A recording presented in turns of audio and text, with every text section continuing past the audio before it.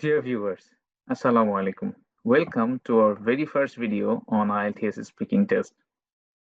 এই ভিডিওতে আম, আমি আপনাদেরকে IELTS স্পিকিং টেস্ট সম্পর্কে প্রয়োজনীয় যাবতীয় তথ্যগুলো বলার চেষ্টা করব। অর্থাৎ IELTS স্পিকিং টেস্টের সাথে আপনাদের একটা ইন্ট্রোডাকশন করিয়ে দিব ইনশাআল্লাহ। সো এই ভিডিওতে যেই বিষয়গুলো নিয়ে আলোচনা করা হবে সেগুলো হচ্ছে IELTS টেস্টে কি, এটা একদম শুরুর দিকে আমরা বলবো। What is IELTS speaking test, then IELTS speaking টেস্টের কতগুলো পার্ট আছে এবং প্রত্যেকটা পার্টে কি পরিমাণ টাইম বরাদ্দ আছে। ওকে, আর প্রত্যেক পার্টে কি ধরনের প্রশ্ন আসে সেগুলো আমরা জানবো। আর এই প্রশ্নগুলো করার মাধ্যমে আমাদের কোন কোন স্কিলগুলোকে টেস্ট করা হয় সেগুলোও জানবো। অ্যান্ড আমরা এটাও জানবো যে আহ, কি কি ক্রাইটেরিয়ার ভিত্তিতে আমাদেরকে মার্কিং করা হয়, মার্ক দেওয়া হয়। And finally, we will have a short discussions on general guidelines, how to do well in the test. So let's move on to the very first part. Okay, so IELTS যে speaking টেস্টটা, এটাকে আসলে একটা informal interview বলা হয়। হ্যাঁ, so মানে তারা এটাকে ইনফর্মাল ইন্টারভিউ হিসেবে আখ্যায়িত করেছেন, but it's not like totally informal interview যেরকমটা আমরা হয়তো বা বন্ধু বান্ধবের সাথে যদি কোনো একটা ইন্টারভিউ হতো তাহলে যে ধরনের ইন্টারভিউ হতো, ইটস নট লাইক দ্যাট। এবং ফর্মাল ইন্টারভিউ না। ফর্মাল ইন্টারভিউ বলতে অফিসে যে চাকরির জন্য যে ইন্টারভিউ গুলো দেওয়া হয়, যেখানে হয়তো বা থিওরিটিক্যাল কোয়েশ্চেন ফেস করতে হইতে পারে, বা ভাইভাতে যে ইন্টারভিউ দেওয়া হয়, যেখানে প্রশ্ন পারা না পারার একটা ব্যাপার থাকে, না পারলে মার্কস কাটা যায়, মানে এখানে সঠিক উত্তর একটা ব্যাপার থাকে, ওই ধরনের ইন্টারভিউ না। It's not an informal interview, it's not a formal interview. এটাকে আসলে সেমি ফর্মাল ইন্টারভিউ বলা যেতে পারে। ওকে, সো ওকে, আমরা এটার সম্পর্কে আরো জানবো। আহ, আর এই যে টেস্টটা হয় না, সেটা 11 থেকে 14 মিনিট এই টাইম ফ্রেমের মধ্যে হয়। কারো কারো ক্ষেত্রে 11 মিনিট হতে পারে, কারো কারো ক্ষেত্রে 14 মিনিট হতে পারে, based on how a person performs or like কি কি ঘটনা ঘটে তার উপর ভিত্তি করে এই রেঞ্জের মধ্যে সাধারণত থাকে। সো আইএলটিএস স্পিকিং টেস্টে টোটাল 3টা পার্টে বিভক্ত। ওকে, সো প্রথম যে পার্ট, সেটার নাম আমরা বলতে পারি ইন্ট্রোডাকশন এন্ড ইন্টারভিউ, যেটাকে আর কি আইএলটিএস মানে এইভাবেই নাম দিয়েছে তারা। আপনারা যদি এখানে এই লিঙ্কটাতে ক্লিক করি, লেট মি শো ইউ। আমি এই তথ্যগুলো আসলে কোত্থেকে নিয়েছি, এটা ওই যে আইএলটিএস স্পিকিং টেস্টের, আইএলটিএস এর যে অফিসিয়াল পেজ, এখানে আহ, দেওয়া আছে। আমি আপনাদের এই লিঙ্কটাও দিয়ে দিব। সো ওরা হচ্ছে এখানে আহ, এই প্রত্যেকটা পার্টের নাম কি সেটা বলে দিয়েছে, যে ওরা স্পিকিং পার্ট ওয়ান কে ইন্ট্রোডাকশন এন্ড ইন্টারভিউ বলে। সো এখান থেকে তথ্যগুলো নিয়ে আমি এই প্রেজেন্টেশন স্লাইডটা বানিয়েছি আর কি। সো এটাকে নাম দিছে, দ্যাটস ইট। বাট আসলে এখানে কি কি কি জিনিসের প্রশ্ন আসে, বা এখানে এই এই পার্টটাতে কি ধরনের কোয়েশ্চেন আসে, সেটা বেশি ইম্পর্টেন্ট এই নামটা জানার চাইতে। এখানে প্রশ্ন আসবে হচ্ছে ফ্যামিলিয়ার টপিকস নিয়ে, মানে যে টেস্টটা দিবে তার সাথে মানে ফ্যামিলিয়ার যে টপিক গুলো আছে, তার হবিস রিলেটেড কোয়েশ্চেন হবে, তার ডেইলি রুটিন সম্পর্কে জানার জন্য প্রশ্ন হবে, তার ফ্যামিলি সম্পর্কে জানার জন্য প্রশ্ন হবে। সো এই ধরনের প্রশ্নগুলো প্রথম পার্টে করা হয় এবং সেটা 4 থেকে 5 মিনিট এটা হয়ে থাকে। আর একটু ডিটেলস আমরা পরে জানবো। আর দ্বিতীয় যে পার্টটা, সেটাকে লং রান বলে। So it's not important at all to know what is it called, but তারপরে জাস্ট মানে যেহেতু পরিচয় দিচ্ছি একটু, যে যার যার ইচ্ছা জানার মনে চায় তাদের জন্য আর কি এটা বলা। আর এটা হচ্ছে 3 থেকে 4 মিনিটের টেস্ট। এই অংশটাও 3 থেকে 4 মিনিট ব্যাপ্তি হয়ে থাকে। এখানে সাধারণত মানে একজন মানুষ কথা বলে। এখানে আপনাকে একটা কোয়েশ্চেন দিয়ে দিবে, আপনি এটার উপরে কথা বলবেন 1 থেকে 2 মিনিট।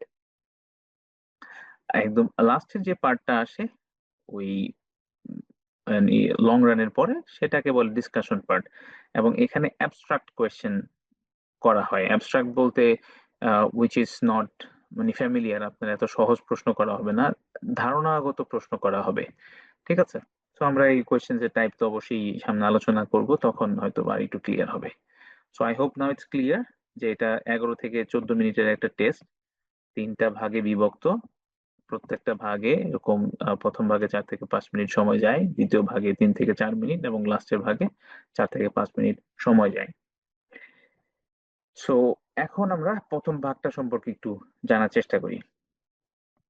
প্রথম যেই পার্টটা, সেটা আবার 2টা ভাগে ভাগ করা আছে। 1A আমরা একটা নাম দিছি, সেটা প্রায় 1 মিনিট যাবত।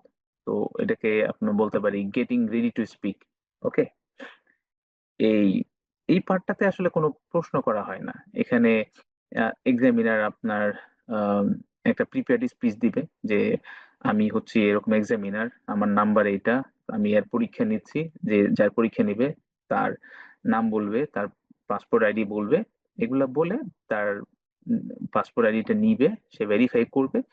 এই ধরনের যেই কি বলে পরিচয় পর্বটা সারা হয়, সেটা এই পার্টের আন্ডার, এবং এখানে প্রায় 1 মিনিট চলে যায়। তো এখানেও একটা লিঙ্ক দেওয়া আছে, এটা আমি অবশ্যই ডেসক্রিপশন বক্সে দিয়ে রাখবো। সরি, আমি যদি এই লিঙ্কটাতে ক্লিক করি, এই ভিডিওটা দেখলে আপনারা একটা টোটাল, এখানে একটা অ্যাড চলে আসছে। ওকে, জানি না এটা সাউন্ড আসবে কিনা। তো এই ভিডিওটা আপনারা দেখে নিতে পারেন। এটা প্রত্যেকটা টেস্টের, এই দেখেন এখানে বলতেছে উনি, এখানে কিন্তু কোনো প্রশ্ন নেই।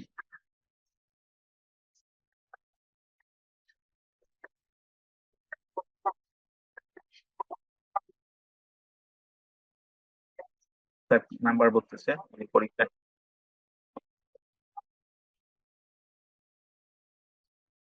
উনি ওনার নাম বললো, তার এক্সামিনার নাম্বার বললো। এই যে এই দেখেন, এটাও কিন্তু আসলে ওই পার্টিরই অংশ, এখনো প্রশ্ন শুরু হয় নাই। ঠিক আছে?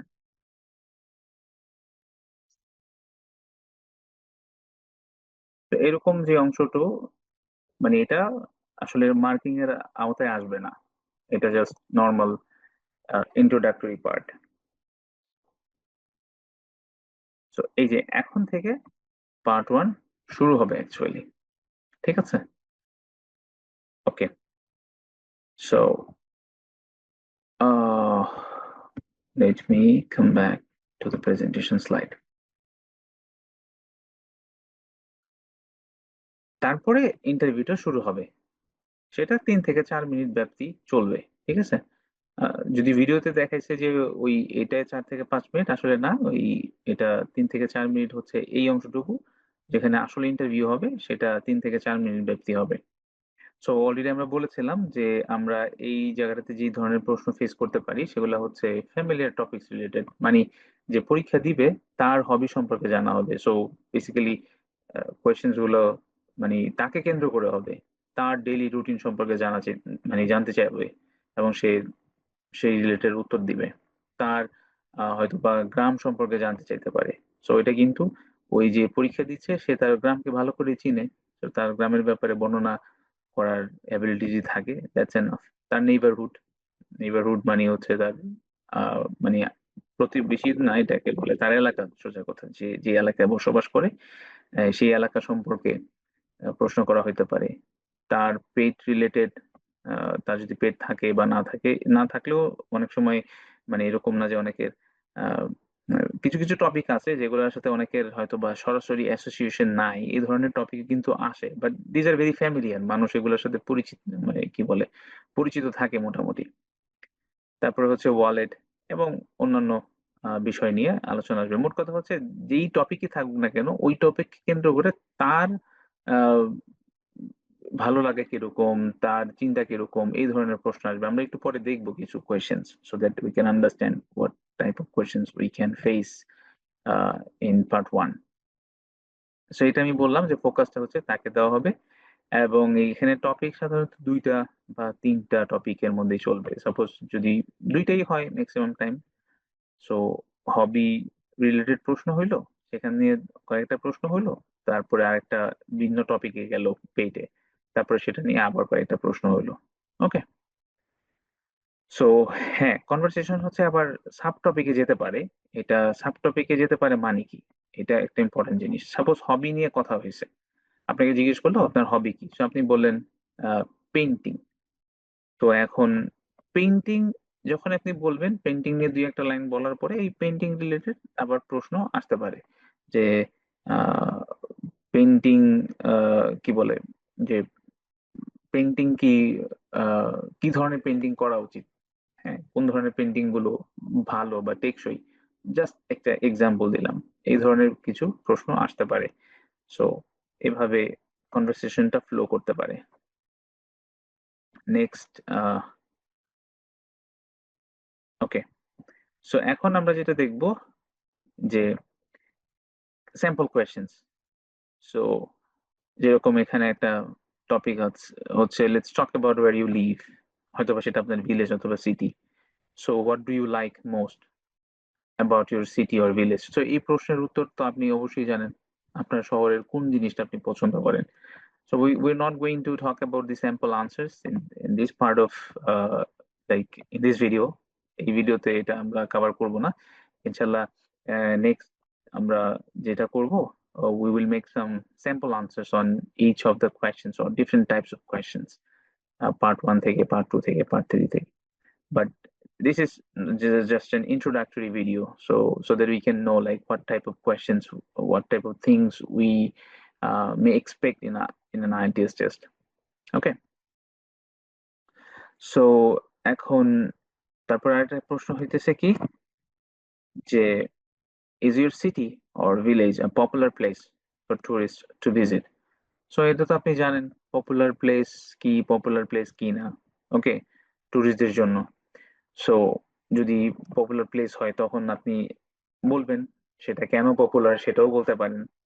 আর যদি পপুলার না হয় সেটাও বলতে পারেন। আর কেন পপুলার না সেটা সেটা বললেন। তো এখানে একটা ইম্পর্টেন্ট ব্যাপার আছে, এখানে একটু খেয়াল করেন, এখানে দেখেন ব্রাকেটে ওয়াইটা দিয়ে রাখছে। This is very important. Okay, so এই ওয়াইটা কিন্তু এক্সামিনার আপনাকে বলবে না, কিন্তু এটা আপনাকে ধরে নিতে হবে। Like whenever you answer a particular questions in IELTS test, you have to add some additional questions and answer them one by another, one after another.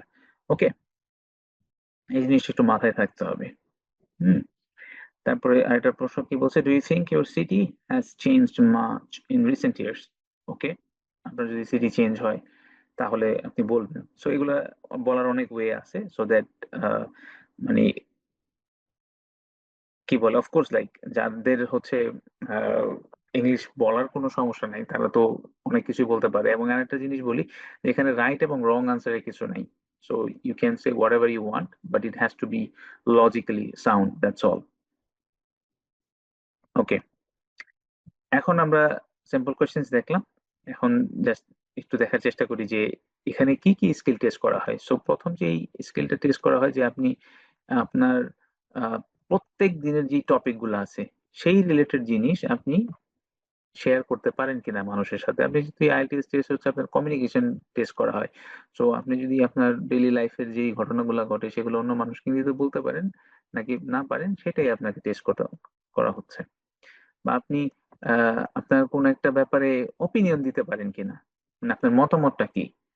হ্যাঁ, যেমন এখানে একটা প্রশ্ন হইলো যে আহ, আপনার সিটিটা কি পপুলার কিনা।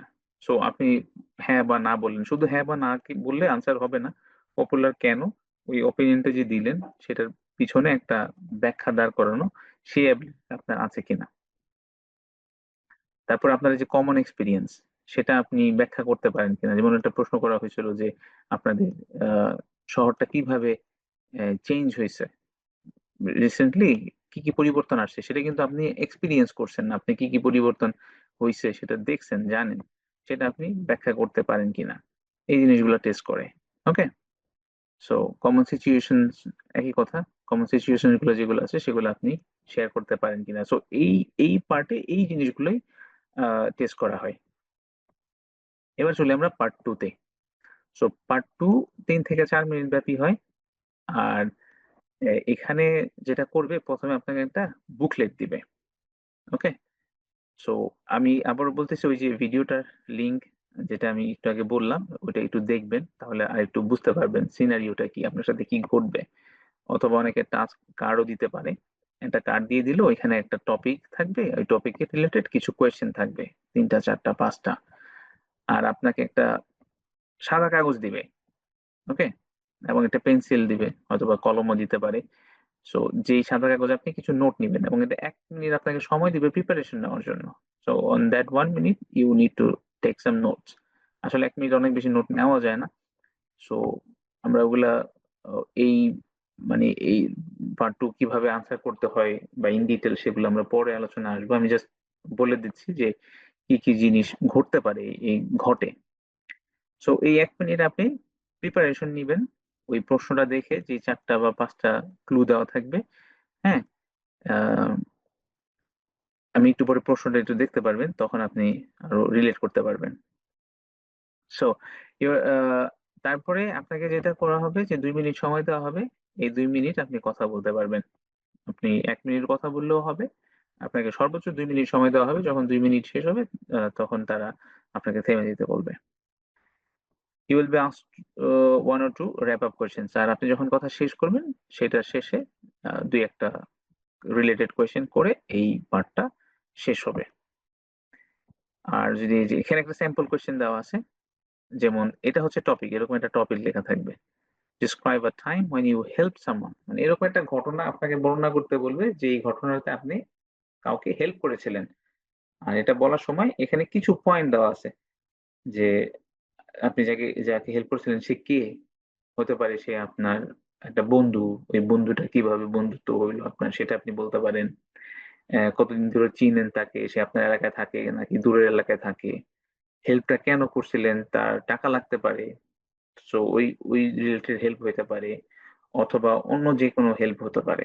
ফর ইনস্ট্যান্স, সে হয়তোবা তার বাবা মা অসুস্থ হয়ে গেছে, আপনি আহ, তাকে ওই, অথবা সে অসুস্থ হয়ে গেছে ফর ইনস্ট্যান্স, তাকে হসপিটালে নিয়ে গেছেন।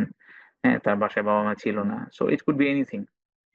এবং কিভাবে হেল্প করছেন, ও আচ্ছা, এটা কিভাবে হেল্প করছেন সেটার ব্যাখ্যা মানে আমি আগেই বলে দিয়েছিলাম। সো কেন হেল্প করছিলেন, সেটাও বলবেন।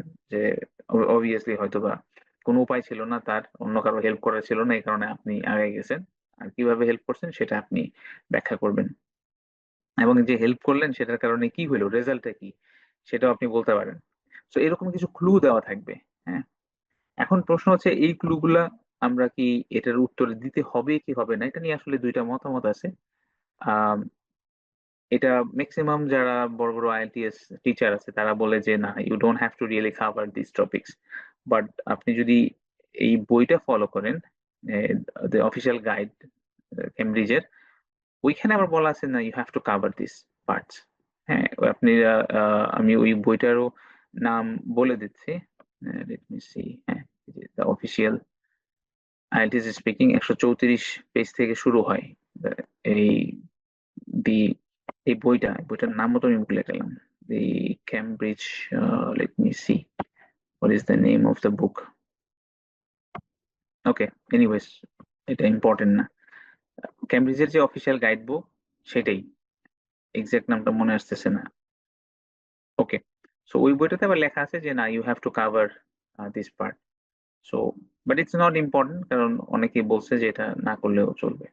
ওকে, সো এরকম কিছু টপিক, কিছু ক্লু দেওয়া থাকে, যেগুলোকে কভার করে আপনাকে উত্তরটা দিতে হবে। আহ তাহলে এখানে কি টেস্ট করা হয় পার্ট 2 তে? পার্ট 2 তে টেস্ট করা হয় যে আপনি অনেকক্ষণ যাবত কথা বলতে পারেন কিনা কোনো একটা টপিকে। কারণ 2 মিনিট কথা বলা is very tough. It sounds like easy but not so easy. Of course, the people who are very good at speaking, they don't have a problem, and who have sufficient knowledge on, or they can extend based on their existing knowledge, that's a different thing সেটা। But normally আমাদের maximum মানুষের জন্য এটা খুবই একটা challenging হয়, to talk for 2 minutes on a particular topic. এবং শুধুমাত্র তুমি কথা বললেই হবে না, আপনার যেই লজিক গুলা দিচ্ছেন একটা কথার পর একটা কথা, সেগুলা ঠিকভাবে অর্গানাইজ আছে কিনা, সেই টেস্টটাও কিন্তু করা হয়। It's not just about talking randomly. They also test যে আপনি কতটুকু অর্গানাইজড হইতে কথা বলতে পারছেন, অ্যান্ড আপনি আপনার এক্সপিরিয়েন্সের সাথে নলেজের একটা কানেকশন ঘটাতে পারেন কিনা। ঠিক আছে? সো এক্সাম্পল দিলেন হয়তো, বা এক্সাম্পলের সাথে আহ, মানে ওই আপনি যেই একটা ব্যাখ্যা দিলেন ওটাকে এক্সাম্পলের মাধ্যমে তুলে ধরতে পারেন কিনা। This sort of things are tested part 2।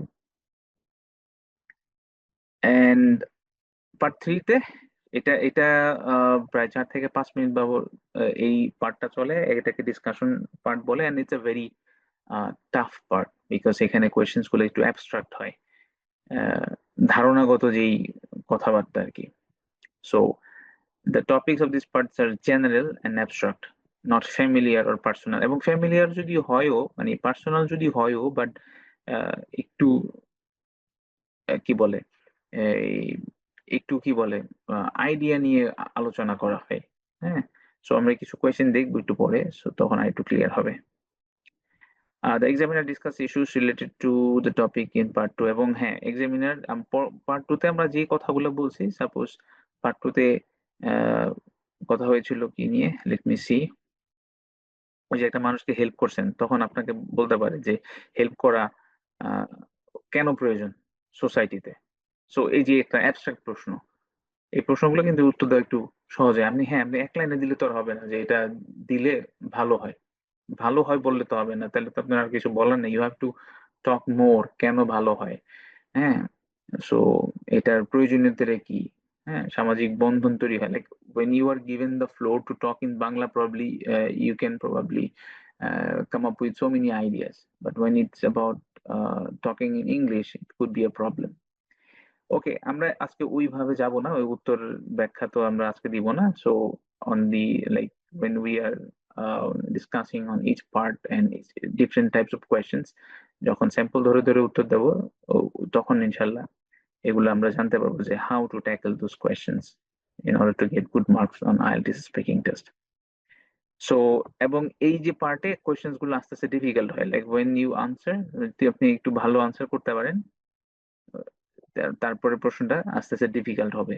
So it's good that like when the examiner asks you difficult questions, you can understand that you are doing well. And the discussion could cover several different areas।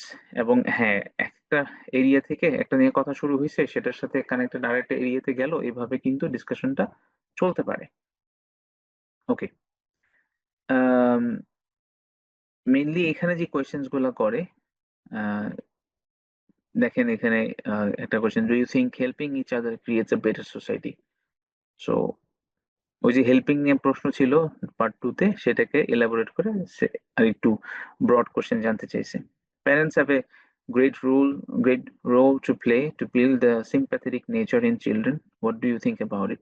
ওই যে sympathetic nature, চিলড্রেনের ভিতরে sympathetic nature তৈরি করতে প্যারেন্টের কোনো একটা ভূমিকা আছে কিনা, এটা আপনার মতামত কি।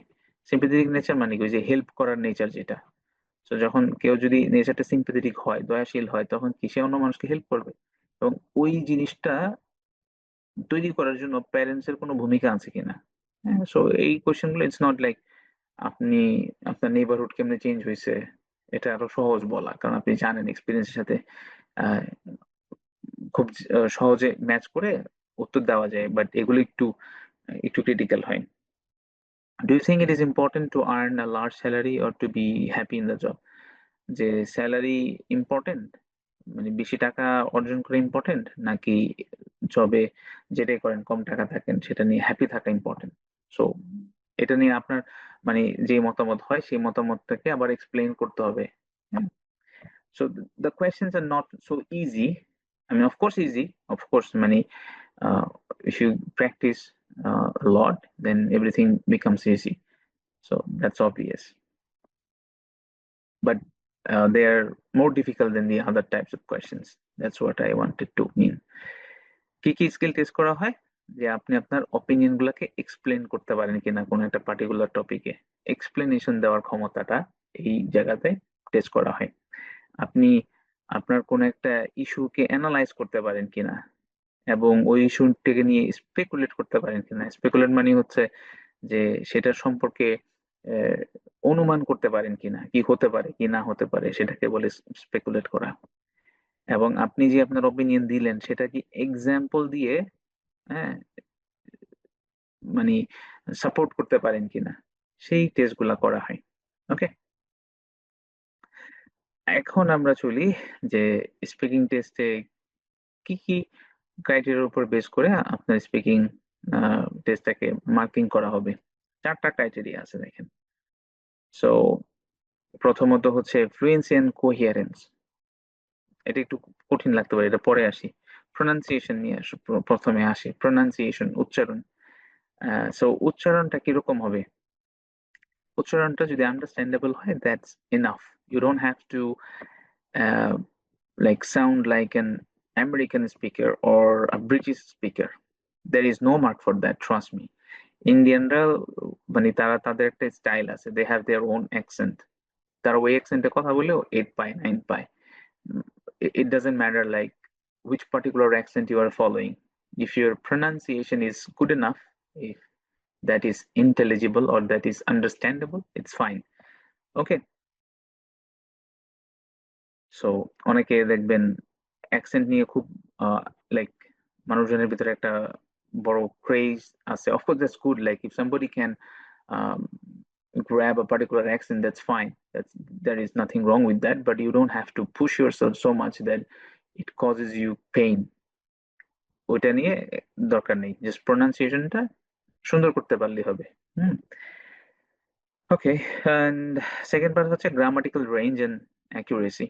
সো ডেফিনেটলি গ্রামাটিক্যাল স্ট্রাকচারের উপর মার্কস আছে, বাট অনেকে হয়তো বা বলে এখানে যে আইএলটিএস টেস্টে কোনো গ্রামার নেই। Of course like they won't ask you what is present tense and what is past tense or what is the structure of past perfect tense.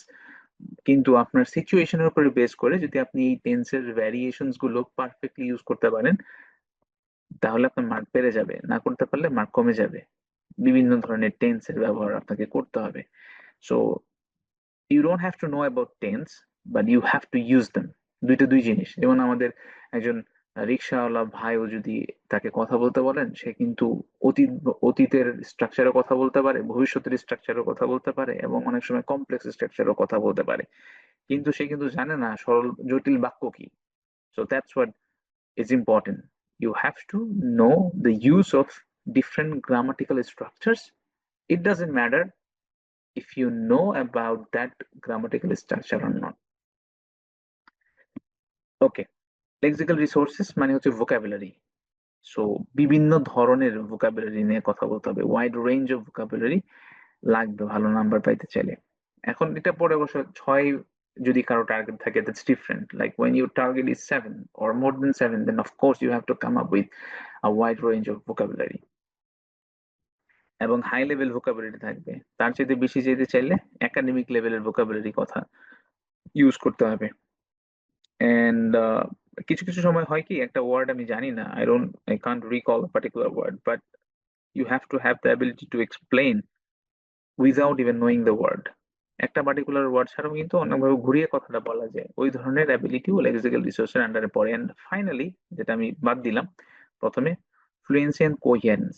Fluency নিয়ে কথা বলতে চাই। Fluency is not about talking very fast.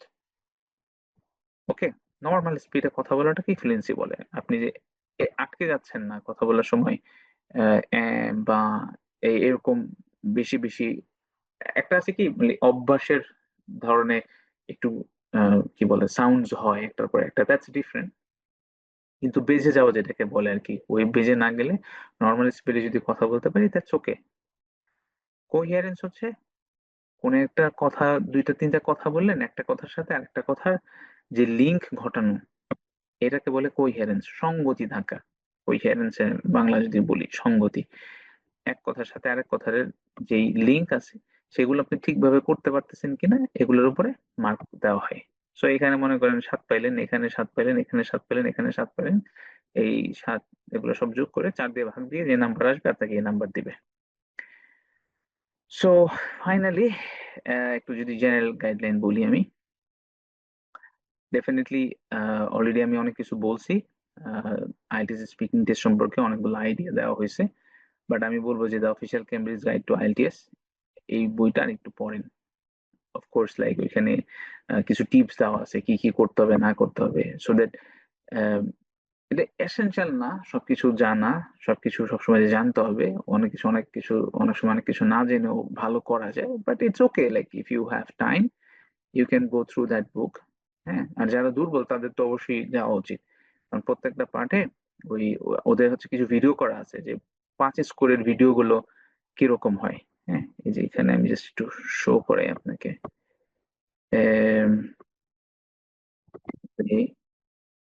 Official, ও এটা তো listening, এটা speaking test দেই। Let me check. আমি এটারও ডেসক্রিপশন, এই লিঙ্ক গুলো ডেসক্রিপশনে দিয়ে দিব। Speaking videos 1।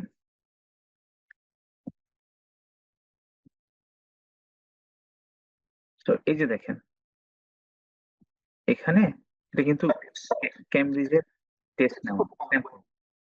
তো সে হয়তো বা 6 পেয়েছিল বা 5.5 পেয়েছিল, আপনি তাহলে বুঝতে পারবেন যে 5.5 পাওয়ার জন্য এই ছেলেটা যেভাবে কথা বলতেছে আপনি ওইরকম ভাবে কথা বলতে পারেন কিনা, এগুলো ওই বইয়ের সাথে যদি আপনি ম্যাচ করে পড়েন তবেই বুঝতে পারবেন। হ্যাঁ, ওই বইতে দেওয়া আছে, মানে এটার উত্তরগুলা, মানে এগুলো নিয়ে বিশ্লেষণ করা আছে। সো আপনি বুঝতে পারবেন তার স্কোর কত ছিল, কোথায় ভুল ছিল, সেগুলো ওই বইতে লেখা আছে। সো দ্যাটস ওয়াই এই বইটা ফলো করা ইম্পর্টেন্ট।